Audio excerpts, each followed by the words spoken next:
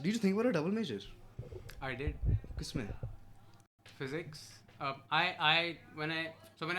First semester mein I took a foundation course with Devan Gupta, Foundations of Computer Programming. ICP? That course, not ICP. That was QRMT with Devan Gupta. Our batch is the only batch he has offered that course. Next two batches he hasn't offered that FC. But that course was so good, and ironically I got my lowest grade ever at Ashoka in that course. But it was my most enjoyed course of the first sem, and it almost convinced me to go for a CS minor. Holy shit. But I was like, no, I love philosophy more. So More. yeah, and like first semester I was thinking of doing a double major in physics and philosophy, but then as I sort of took like my first phil course and then learned about phil mein kya hota hai cheeze I was like, no, minor is fine. Plus physics mein like advanced courses karne mein kafi time और effort jata hai, so that does not make any sense for me to do another major in philosophy. I was talking to Kushal Jain, fourth year हमारा, है ना? तो वो बता रहा था कि उसको philosophy में he considered student of philosophy बीच में. Oh, okay. So he didn't take any physics course that sem, all philosophy courses, and he took it fourth semester चल रहा था उसका. Oh yeah, I think he did one of the foundation, like one of the gateway courses with us. हाँ, अच्छा. Yeah. So he was a senior. He's a senior. Yeah. But fourth year. Yeah, his trajectory is like not the conventional Ashokan physics trajectory. Not at all. Yeah. And बीच में he realized कि although he loves philosophy, he doesn't like studying philosophy in class. He likes doing it on his own time. खुद किताब पढ़ ली, अपने pace पे करो. And then beach semester में he switched back to physics, and final exams were in 2 weeks. Somehow he had to drudge through the material and just give his exams together. In that sense, physics and philosophy both are very clickbaity subjects. What do you mean? There is a lot of, I think most of it is based on like the perceived sort of intellectual hardness of both the subjects. Yeah. There is a sort of respect perceived for both the subjects, and like a lot of people think they have like they would like to do physics, I mean philosophy as a like a sort of outsider interest maze mein. And then you go to class and then you have to write arguments and you have to build stuff, to write essays, and then people usually don't like that shit. Yeah. So yeah, that's what. So the initial thing that lures you to say philosophy more, physics फिर भी पता होता है लोगों को कि and में तुमको डिफरेंशियल इक्वेशन ही सॉल्व करने हैं, तो वो पता होता है लोगों को. पर फिलोसफी में फिर भी there is a lot of people who come ऐसे पहले क्लिकबेट से, but like people like you said leave because they understand what like really do you have to do. And it's also the perception people have of philosophy. So a lot of people think philosophy is the only philosophy they've encountered is stoicism, how to be more productive, or that kind of philosophy. That is the general sort of internet vibe, na? Yeah, and that is a part of philosophy. But if you really go into philosophy, if you really study philosophy formally, you find continental philosophy.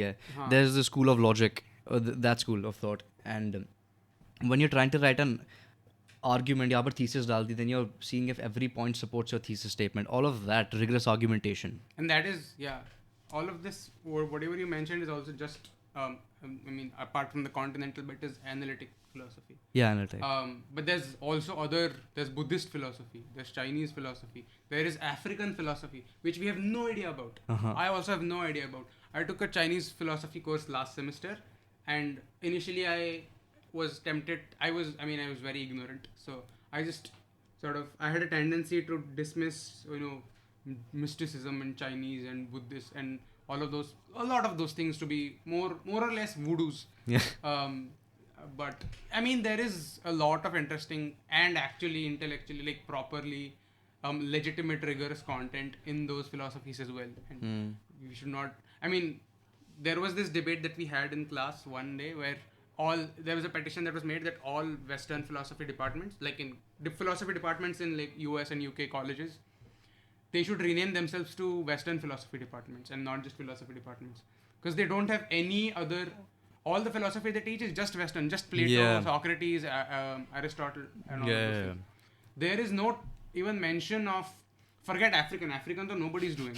African में भी है, अभी पता चल रहा है. People are knowing. But Chinese, Indian philosophy, Japanese is there, or Buddhist philosophy, all of this is not even mentioned in those departments. Yeah. So there was like either in diversify your departments, hire more of these people who teach and research this stuff, and teach this stuff to your kids as well, or just rename yourself to a Western philosophy department and not Yeah. just a philosophy department. I think that'd be more accurate Western philosophy department name करना.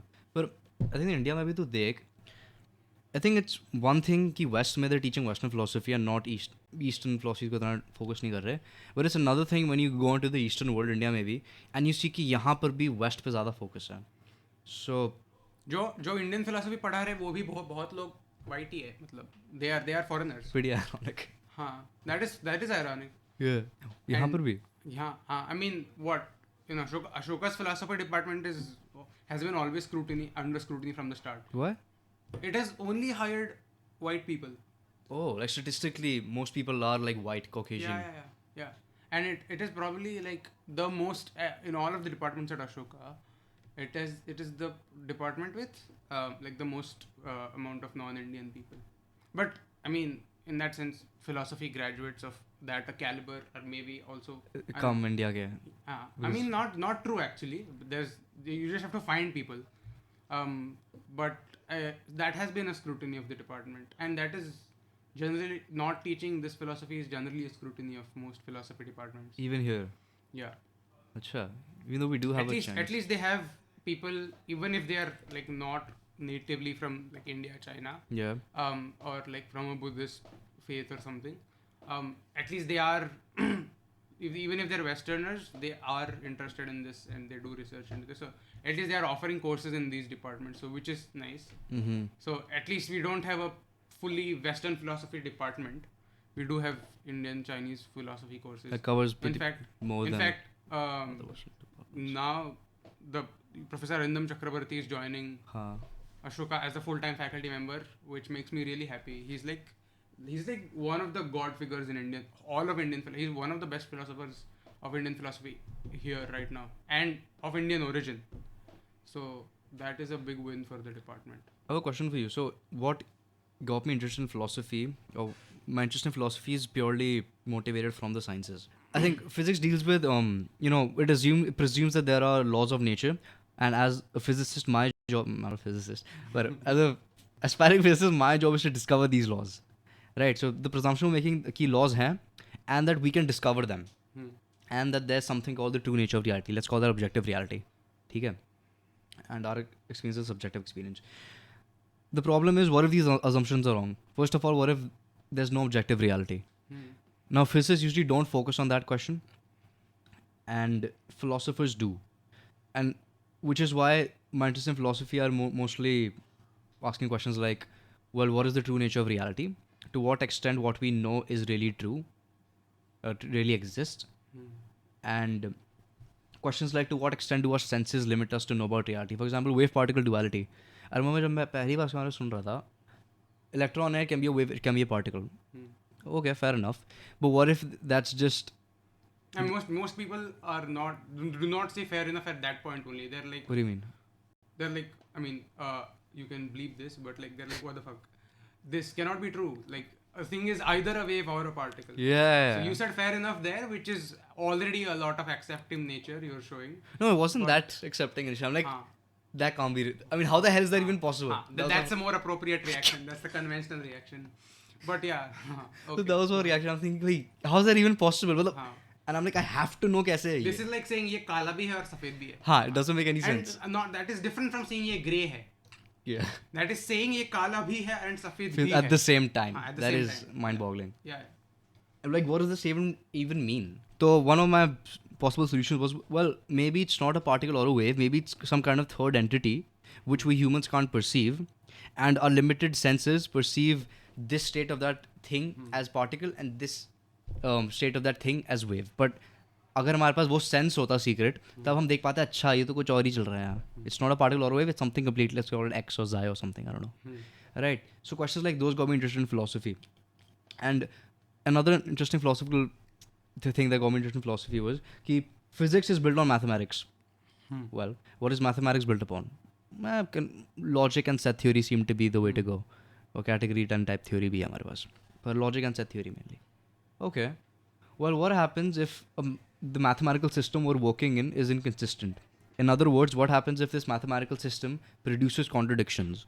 And let's say we're using this mathematical system to model a physical theory of a physical phenomena. What does that implicate for that physical theory? Yeah, the math is working. हमारा answer से आ रहा है, experiment से confirm हो रहा है data. But then it's also producing contradictions. So as a physicist, is my job simply to neglect those contradictions, or is it to look deeper, look underneath the hood and check their math theory out and see कि, you know, इस theory में ऐसा क्या है जो contradictions lead है? What are the incorrect axioms or incorrect deduction rules that I've used? So those questions, physicists do not concern themselves with such questions. But usually philosophers do, not even mathematicians actually. So that's why I got into philosophy. But हमारा question तेरे लिए ये है कि तेरा interest philosophy में, is it purely motivated by the sciences, or do you also have an interest in philosophy for the sake of the field itself? I think my initial interest, what got me into starting to do philosophy, was much more similar to yours. Because I was more interested in like I'm still, but fully interested in like math, like philosophy of science, and like what is the scientific method? Is there there is a sort of a, people put it on the pedestal ki, oh, if you give a mathematical proof to something, then there is no debate about it, and all of those things ki, if you prove something, then there's no debate about it. If something is if something is a scientific fact, then there's no debate about Can't it. dispute Why? it. And is there even whatever legitimacy? So people make it stand on the pedestal, the scientific method, but for what reason? What is the thing that gives it legitimacy? So all of these questions got me into philosophy, and those questions still interest me, and I still try to go deeper and deeper. But now I'm like, when I actually do courses, I realize there is these are important, but this is just one of the fields. People are also doing equally nice and equally sort of intellectually stimulating work in phrase. like ethics and justice and morality and God and so all of these things, and in a certain way these are all also related to like, you can relate them sort of indirectly to science, but in some sense these are also quite independent ways of the fields of investigation. So all of these things are all, as I do more and more philosophy courses, I sort of get an interest in not going a little bit sort of away from the philosophy of physics and time and gravity and mind and math and logic to say ethics, values, morality, God. And you have all of these Indian schools of philosophy as well, which is like, for example, idealism, which consciousness, not generally a physics topic if you asked anybody 20-30 years ago. Now it is properly becoming a properly physics and like science topic. Right. Consciousness right now is still neuroscience. Most physicists of this time still, at least old ones, sort of dismiss consciousness as not our job to do. But people who want to give sort of materialist and the physical definitions of, or like explanations of how consciousness works, some people obscure, although like it's most people who try to do that are sort of still neglected in the science field, the actual academia of science. Physicists are trying to grasp these sort of new areas as well. But to answer your question, the sort of areas, these are the sorts of areas that got me into philosophy. But once you sort of persist doing a little bit of academic philosophy and like take courses, there are other aspects as well which sort of are not very well highlighted initially. Does the fact that philosophy can't be tested, for example, when I think about ethical philosophy, it's an obvious question. Well, first of all, I have this belief that there's no absolute set of morals. Yes. There's no absolute set of laws that tell you this is right, this is wrong. You can do whatever the hell you want. It's not right, it's not wrong, I think. With that said, of course, I have a set of morals, and everyone else does as well. So there's this quote by Feynman. It's the philosophy of science is as useful to science as ornithology, which is the scientific study of birds, is useful to birds. And I kind of get his point, even though I disagree with it. But Good. I mean, what do you think of that quote in general? I mean, I love Feynman. I look up to him, but not everything all people say is. I mean, I don't agree with it. Yeah. And this is stemming from a classic. You know, it was very. I think I find it in this attitude very prominent in all of the like major physicists of that era. That is the collective sort of like intellectual dismissal of Philosophy and making it irrelevant. And in some sense, so the argument is that doing philosophy is irrelevant and not useful to science at all. Huh. But if that really depends on what doing philosophy means to you. What do you mean? Give me an example. So let's say the basic most well-known story of like physics development in the 18th and 19th centuries is 19th and 20th centuries is Einstein. Gravity, from the 1600s, from Newton's time, everybody thought gravity was a force. Yeah. Undisputed Claim. force hai. But Newton himself had acknowledged in his writings कि even though he has explained and he has all the math and F equals gmm by r square, sure, but how does the sun reach 15 million, whatever the distance from the earth to the sun, how does it actually reach and influence the earth? It's like his theory describes gravity instead of explaining it. Yes, exactly. And people, like, there was no answer to that. And because there was no answer, for 200 years people just ignored it. Because the math worked and the predictions worked and like all the workable machine building aspects, like whatever tangible aspects of the thing work. Until Mercury, of course. But yes. And then you have better observations which sort of tested the theory's limits, and then you needed an Einstein. But say if you were to produce an Einstein right now, and I'm not even sure if Einstein thought of his own work this way, but you can think of his own work this way, and you can use it to justify why, at least not doing philosophy, but thinking in terms of philosophical frameworks helps advance the discipline itself more. And this is actually thought of in a general another field of philosophy called philosophy of X, where X you can replace by anything, math, and then you can actually study how doing philosophy of X is gonna help X. So if we say physics here, and so you needed an Einstein to think of the revolutionary paradigm of the existence of a space-time, and that time being relative, and whatever simultaneity not being a thing, which is what, and these are challenging the fundamental assumptions that Newton worked with. Absolute time and all. Yes, exactly. So in this sense, it's not, and this is what you can define to be philosophical thinking of any subject.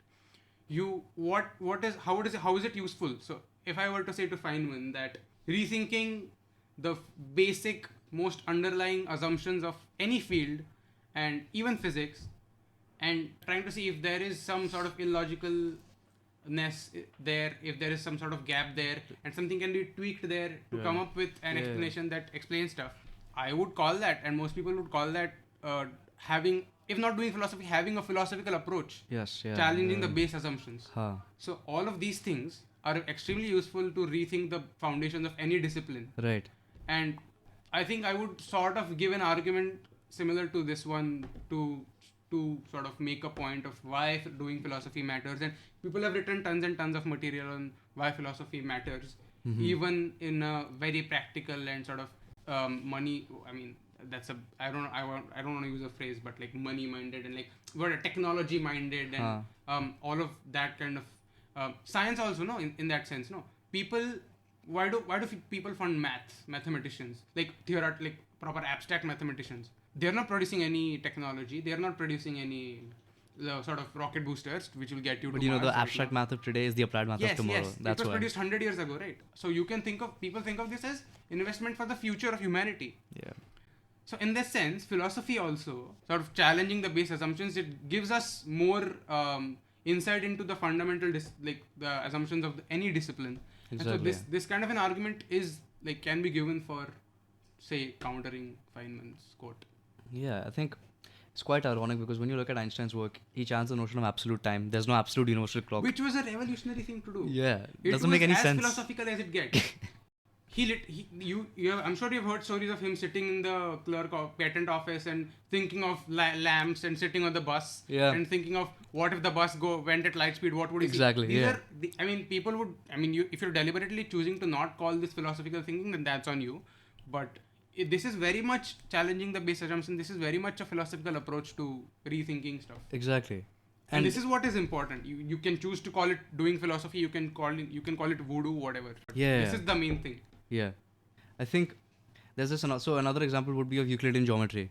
Exactly. If you remove the fifth postulate, yeah, fifth postulate is where parallel lines. you get all sorts of weird geometries that actually work. Exactly. What was the fifth postulate again? Fifth, It's axiom. something about parallel lines. I'm not sure. Yeah, so it's like two parallel lines will never meet. Yes. If you remove that, you have four postulates, you get non-Euclidean geometry. It was a very long and non-intuitive sort of a postulate. Extremely non-intuitive. Yes. How can two parallel lines meet? Doesn't make any sense. How can the sum of the angles in a triangle be more than 180? But then that gives you differential geometry, which you can apply to physics and GR and all that Yes. stuff.